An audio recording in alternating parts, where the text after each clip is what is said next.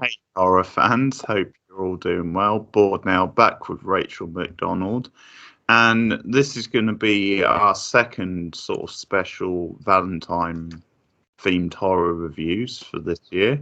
So we're going to go with a bit of a staple this season, I think. My bloody Valentine, if I can spit it out. The from 1981. There is a remake from 2009, which we'll do probably next year, I'd say. But for this year, we're going with the original, very low budget slasher from the 80s, very sort of grimy and grungy Canadian made film. So it's actually from that tradition. And the setup is again there is like a running Valentine's link to an incident on Valentine's Day, of course, Of course. years previous to this, where when this film is being set, where there was like an accident and an explosion down the mine, because this is like all set in a mine in town, and so a bunch of people were killed, but the one survivor was this character, Harry Warden, who then sort of goes crazy. He spent a bit of time in an asylum, but he also starts going on a killing spree where he killed the two supervisors who were supposed to be looking after the mine when this sort of incident happened, and they were missing in action for whatever reason. So he killed them, spent a bit of time in an asylum, and then he gets out supposedly around this time and becomes the main suspect for these Valentine's themed murders. And it's a significant anniversary because the film sort of is set mostly on the day before Valentine's Day, but builds up to the day itself. And he starts going on another killing spree, and there's meant to be like a local Valentine's notes, similar to Yes. the other film we did, Valentine. That reminded me of that, yes. Yeah. And we've got a group of characters who work down the mine and some of their, like people, friends and stuff, and it sort of works up to this party. But when people start dying again, and the local like chief, sheriff, cop, whatever you want to call him, starts to think, oh my god, he's back, he's killing people again.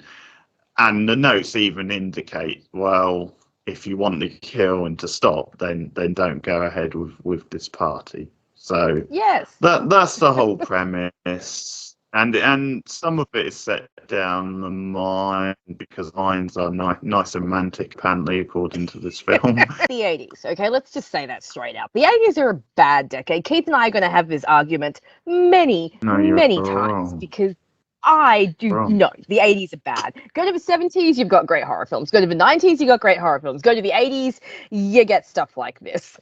So, I was not 90s. There's about 3 great horror. We'll have this debate soon. We will. It was, look, I've definitely seen worse, but I have definitely seen better. I thought the coal mining setting was kind of interesting. I mean, it gives you an interesting set piece, especially when they get towards the climax of the film, which we'll talk about then. But I feel like this movie is a great example of like a kind of slasher that gives slasher films bad names. Like, the characters in this are really thin. They're really dumb too. Like, you have a killer on the loose. You know that you need to shut down the dance, but you don't tell anyone. Like, they literally don't tell anyone that there's danger about, and then that's what happens. They end up having a party, and the killer arrives. I feel like there were some characters they were trying to get us to care about, like the girl with her 2 boyfriends, one of whom had left town and come back, Sarah. and then there was like the new boyfriend who didn't like the old boyfriend, and there was like this weird romantic scene in the middle of like, yeah, that was like something out of like Days of Our Lives or something like that. Yeah. Yes, and it even had like the music, like even the music was like suddenly like these orchestral like romantic strings, and I'm like, oh my god, it's a horror movie. Why do I suddenly feel like I'm watching a soap opera? And some of the kills were interesting. Yeah. We'll get to that in a sec. And I thought the theme of like him cutting people's hearts out and sending the hearts, like the actual human hearts in like candy boxes, was very interesting and very twisted. I thought that angle was interesting. But overall, this film just reminded me how much I hate the 80s and how little I just how little interest I have in anything that comes out of the 80s. We've got some good films, I'll grant you, but for the most part, not so great. I don't know. I think it was a bit plotting in parts. I think the characters were all a little too stupid for me to kind of really care about. And I think, especially when it comes to slasher films, you want characters that are either charismatic and engaging and entertaining, or you actually care about them. And this didn't really have either, at least for me. So, not massively impressed with the movie. There were some good parts. Which we'll get into when we start talking about the kills and we start talking about spoilers. But overall, it was a bit lackluster for me. But this is obviously not your first time watching the film. You've seen this a few times before. So let's. So dumb they are entertaining. I sort of have, and I think because it is very low budget and this, I do like the setting. I think it's a different sort of setting. It's sort of a missed opportunity because I think more of the film could have been set down the mine. Because Yes. I think when they got to the mine, and you got a good like the last 20 minutes set down the mine or something like that, and there was actually some good moments down the mine and some decent set pieces and stuff. Also, that there is just something about the masks that miners wear that actually do look quite intimidating. So they actually play on that quite well. So having the mining setting was pretty good. So the characters weren't great, although obviously as he went on and the stuff down the mine, there were little sort of gems where they were a bit more proactive. Some of them, obviously, you had the main girl Sarah, who was quite protective of like Patty, I think her name was, and that she became a bit more proactive during those scenes. There's obviously a bit of a twist at the end, which we'll talk about, but I sort of think it's okay. I think it's fine.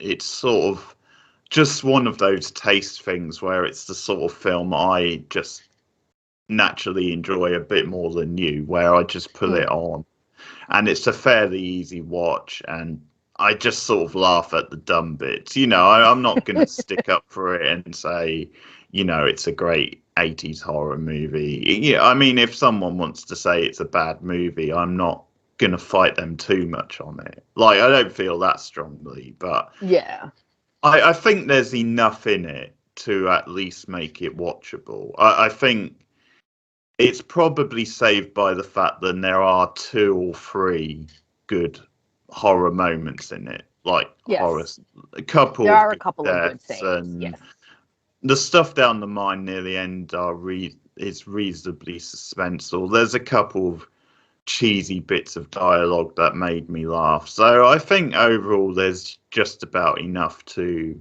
pull it above sort of average for me, or above, the level where it's kind of bad or forgettable. We aren't the most creative, or they don't have a firm grasp on just how to do a good outright horror.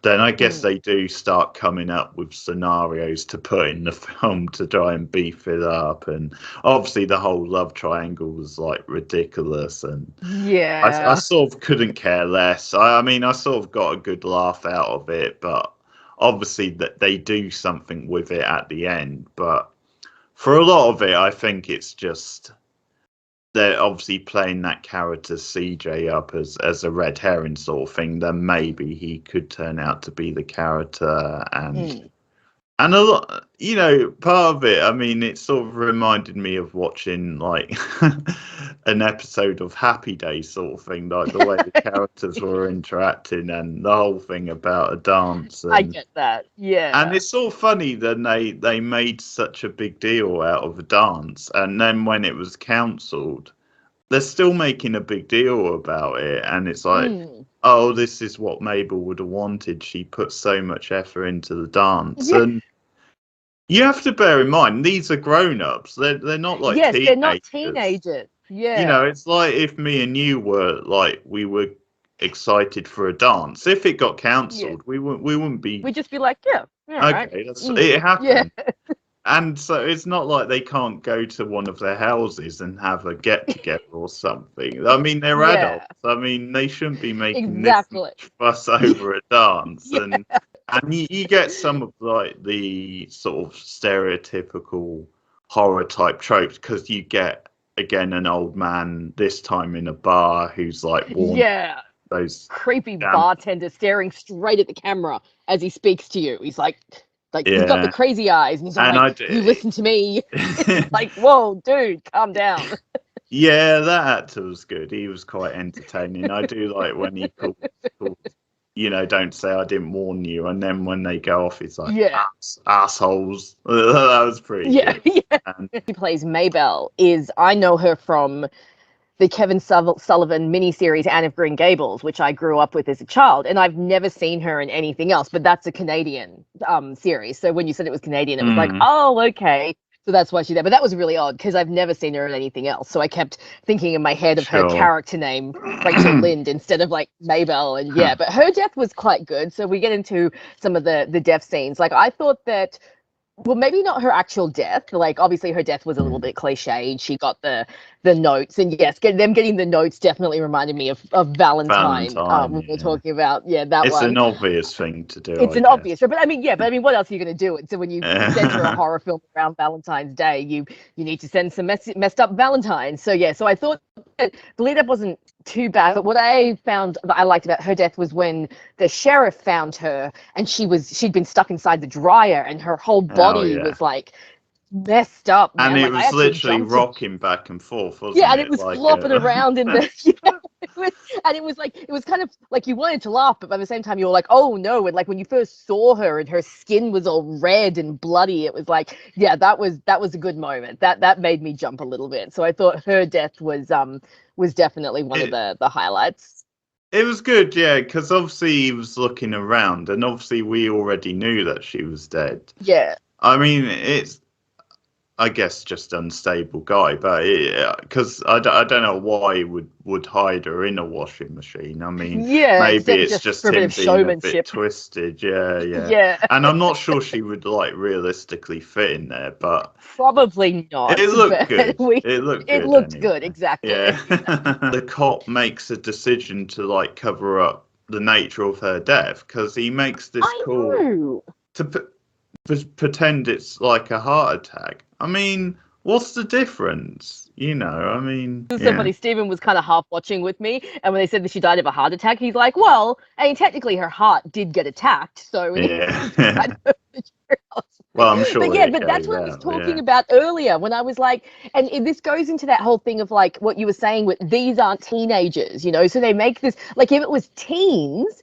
they were dealing with, I might understand their yeah, hesitancy to say there's a killer on the loose or this person has died, because teens can either be really horrible or really hysterical. So maybe not going to get panic. But again, it's like we're dealing with adults in their early to mid 20s who are, in theory, responsible and mature people who, if you went to them and said, hey, you remember that mass murder that our town has a whole legend about? Like, he might be back, maybe stay home tonight. I feel like they would listen to them. So, yeah. this, It's probably this better movie. to tell them, and it's not, Mm-hmm. because then they're going to take it a bit more seriously. A bit But more seriously, exactly. And yeah, again, if we were dealing with teenagers, fine, I understand. But we're not. We're dealing with adults, young adults, but we're still dealing with adults. And yeah, when they're like, when we won't tell them how she died, we won't tell them why they have to cancel the dance, we won't tell them why they have to stay at home. We're just going to tell them you have to do this, and that's it. And that's why they end up having the party down in the mines, and the guy comes out and starts killing them all. So like. These are the type of slasher yeah. characters that give slasher characters a bad name. So it's almost the cop's fault really. It came in at times. But one line that made me laugh with him was when I can't remember whose death it was. No, I don't think it was Mabel's death, but whose ever death it was. He read one of the notes, and it was the note where it's it was after the warning to not have the party. Yeah. And like the next note or something said, "I told you not to have the party," and there's a part, Yes. and I love his over. He's like, "What bloody party?" He was like really fuming. His Yeah. reaction to that was pretty Oh man, some of funny. the acting in this movie was well, it was pretty questionable. Some of the minor dudes, like that opening scene in the shower, was like not good, and some of the screaming and like the girls' reactions to certain things, it was like, okay, what acting school did you people go to? Because I think you need to go back for a few years. I don't know if it's it might have just been then it was quite a cheesy film. So I don't know That's if it true. That's was. true. I could be being too harsh. Yeah, Old guy's death was pretty funny. Not probably that. not supposed to be funny, but it was a bit like Well, it was a weird scene, wasn't it? Because he decides, because they defined his like his sort of request not to have this mm, party, then he decides to pull a prank on them. a So prank on them where he like puts like a body and a pickaxe or something in like a yeah, doorway. and you can see where it's going because he keeps doing the test hmm where he like Yeah, he keeps opening up the door and being like, ha ha, and then closing yeah, it and opening it he's again and being like, laughing. ah. He's laughing every Yeah, time they do it more he's funny, having a good actually. old time. Yeah, he's got an evil laugh, that guy. But because he did it so many times, you could see where it was going, and you could see that there was going to be like the killer inside one. And I Yeah. wasn't sure if he cottoned on to there being a killer, like someone in the actual thing, because he seemed to change his expression at some point. Unless it Yeah, was I just think he does he did it right so at the last many times. minute. And when he gets a good death, he gets a like a hook through the face and out the eye. Pretty cool. So, that's at least something. Looked pretty gory. Yeah, the deaths were mostly quite good. I think there was some where it was just like, yeah, this is a cheap horror movie, so they're sort of cutting around that a bit. Mm. Because like Mabel's actual death, they just cut away quite quickly. You didn't really see much of. Yeah. It was more the payoff of her being hid in like the And washing machine, which was good. yeah, and I think that quite a few of these deaths, it was about the payoff rather than the actual death. Like you had Yeah. the guy who was making out with his girlfriend and went to get the beer and then came back and she'd been strung up in the showers and like the shower was coming out of like her mouth. Like again, that was very obviously supposed to be about them like discovering the body. And then there was the guy stuffed in the fridge and stuff like that. So I do feel maybe because it was the 80s, maybe because they didn't have the budget to do it, but a lot of the kills, it seemed you didn't really see the kill, you just see the aftermath, which was not Until too bad, but Yeah, yeah. because some of I think because obviously it was low budget and practical effects, some of that I thought Mm. were quite effective. Heart, don't they, in the car? Yes. And I thought the Yes. Well, heart it's didn't it's look, been sent to them. yeah, Mm. that didn't look very good, but Yeah. the acting was pretty bad in that scene because he had such a slow reaction to it. He I don't know did, if didn't it's he? just because he was just registering what it was, like he was in shock, but he has such a slow reaction to it. I can't remember the line. I wrote it down somewhere, but it's just something like "I can't believe it" or something he says, and but he just Yeah. says it really slowly, and it's just a very like stilted A bit of reaction. a non-reaction Yeah, to receiving a human heart in it's a Valentine. It's just kind of like, oh, okay, yeah, because it's that's almost he's back. yeah, it's almost the reaction you would have if it was like just a practical joke or something, rather than Yeah, something a exactly. bit more serious. Oh dear. But speaking of Valentine's, I did think there was one moment, just one moment in the film where I thought it was like genuinely felt a bit sad. It was when the sheriff found like a box of chocolates like on his desk or something, and he was opening them slowly thinking that there'd be a heart inside, but they were just chocolates. And then there was like a little note from Mabel saying, "Be my Valentine," and this was after she had died. So I thought that was like a nice little Oh, moment okay. showing that like Yeah. he felt the loss. And I was like, that actually made me feel something for the characters. I didn't feel a lot for the characters in this movie, but I liked that moment. I thought Hmm. that was That was a sweet little moment, but everything else was just like, yeah, really stupid. And that love triangle didn't really pay off until like the end of the film. end, So if we get into probably. like spoilers, so Yeah. obviously we have that big showdown in the mines. We can talk about that for a bit because that set piece was quite good. I quite liked the climax when they went down into the mines, because I mean it's such a good setting, like you said earlier. You know, the mines, they're dark, there's tunnels, you'd only have minimal light. Like it is a pity that they didn't work a little bit more with the mine setting, because it was definitely, I think the climax of the film was probably like my favorite part, because I was getting quite into them being down in the mines and finding the different bodies and then figuring out what was going on. And then, of course, you had the reveal that one of the two love interests, Axel, his name was, turned out to be the killer. Yeah, I know, it's a great name, isn't it? Axel and CJ, yeah, genius. Yeah, I just think of Axel Foley whenever I hear Axel. Oh, okay.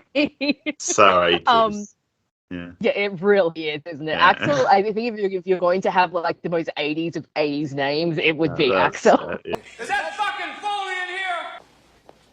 Hey, but you mind telling me where the fuck you come off going undercover without authorization from me? What the fuck is this all about? Hey, Axel, I'm not taking any more of this shit from you. You know how much this little stunt of yours is going to cost this city? I don't think cost is the issue here, sir. I think the issue should be my blatant disregard for proper procedure. You damn right, wise ass.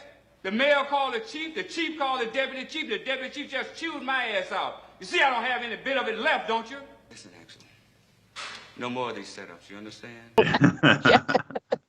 But yeah, so you find out that it's not actually the escaped convict or the escaped mental patient from the original massacre.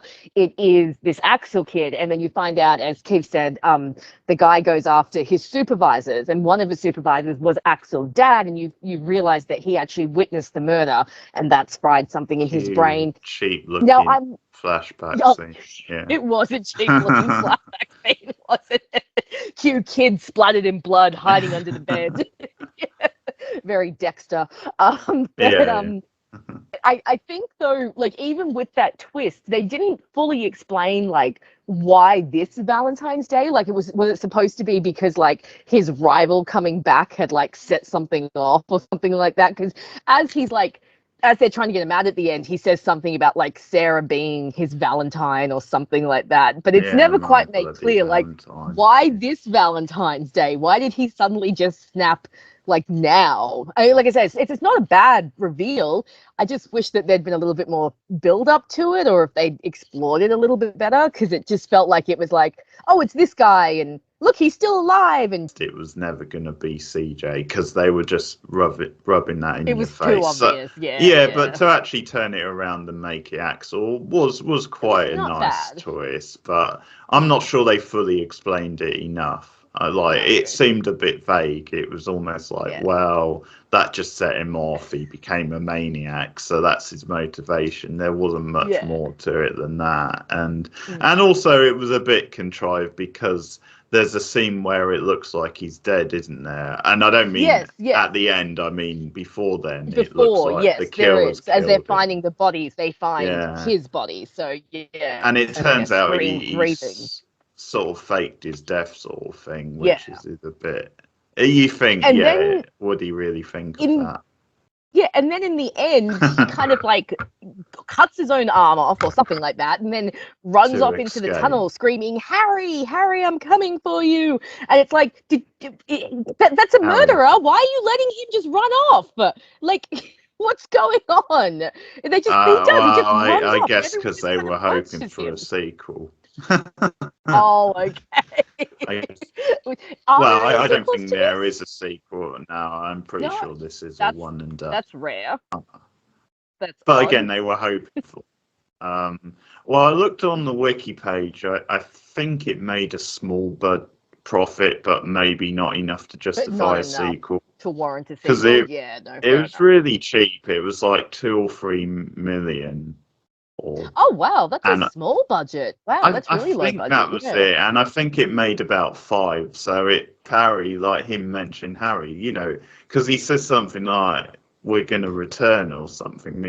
It doesn't make sense because Harry's dead anyway, and unless he doesn't know that. His time.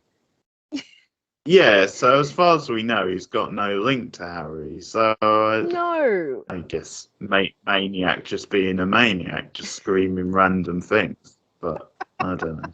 Yeah. It's a bit odd. Bit of an odd ending to a bit of an odd film. Happy Days meets, I don't know, some slasher movie.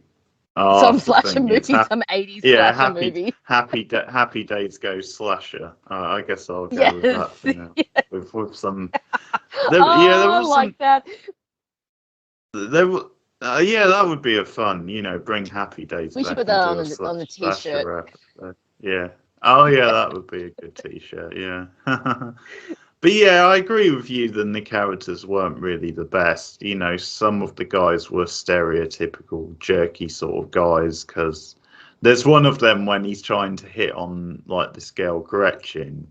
He's so bad with her because he's like, you know what will look good on you? She's like, what? He's like, me. And she has a good phrase back. It's something like sip up and shove off or something. Mm-hmm. And that's a great line. And they're saying like these really crude sort of things like, I'll make a Valentine, and one of them says something about a heart attack, and mm-hmm. Yeah, it's awesome. So cheesy. Yeah. It really is. Yeah. See, the 80s, man, full of cheese, and not the good cheese like the 90s. Just bad cheese. I disagree. I think it is the good cheese. I think part of my thing, like comparing 80s cheese to 90s cheese, is a film like this, I think, is quite entertaining because they sort of don't know any better. So it's like they're intentionally think they're making a good film, or like going, and that's what a guilty pleasure is. That's what makes it good. Whereas, if you're too self-aware, I think sometimes you lose the charm. There is some good stuff down the mine. There's the stuff in the when he's like chasing them in the mine cart. That's pretty. Yes. That's pretty good. Yeah. I do love like those, I said, those mine carts. Yeah, just a lot of stuff with like the darkness down there and the tunnels and them moving around and running around down there. Like I said, the climax of the film definitely got more interesting. I think it would have benefited if they had spent a little bit more time in that setting. Like even at the beginning, there could have been like some creepy stuff down there. Maybe they think someone's down there with them. I feel like they didn't 100% utilize that set piece, and if they had, it may have elevated the film a little bit if they utilized it a little bit more. Quite a short film anyway, so it is. I think they definitely could have like hurried up and got to the mine and had more of the film set down there. You're gonna rate the original My Bloody Valentine? So look, this wasn't terrible. Like I said, I've definitely seen worse, but I have also seen better. For me, this was fairly average, so I'm going to give it an average score. It's going to be 5 out of 10. Not bad, not terrible, but not great. I probably wouldn't revisit this film. Like, I've seen it now, probably don't have the urge to rewatch it. I am curious to watch the remake, though, to see how bad it will be.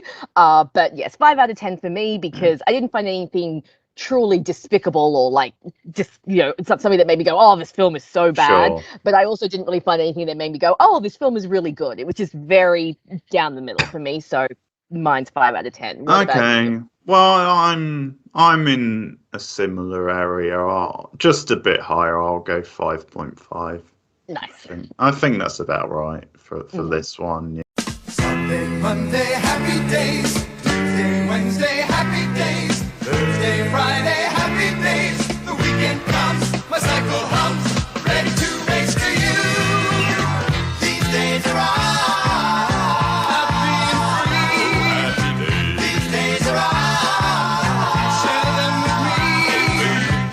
Gray sky, hello blue. There's nothing can hold me when I hold you. You feel so right, you can't be wrong. Rocking and rolling all week long. These days are all being free. These days are all. Share them with me.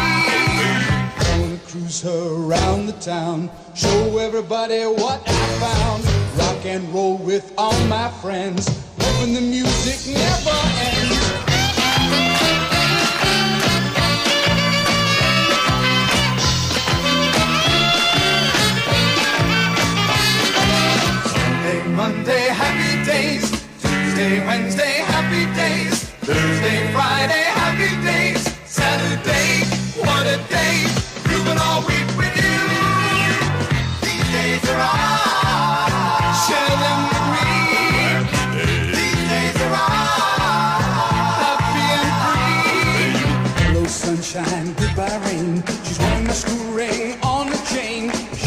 city.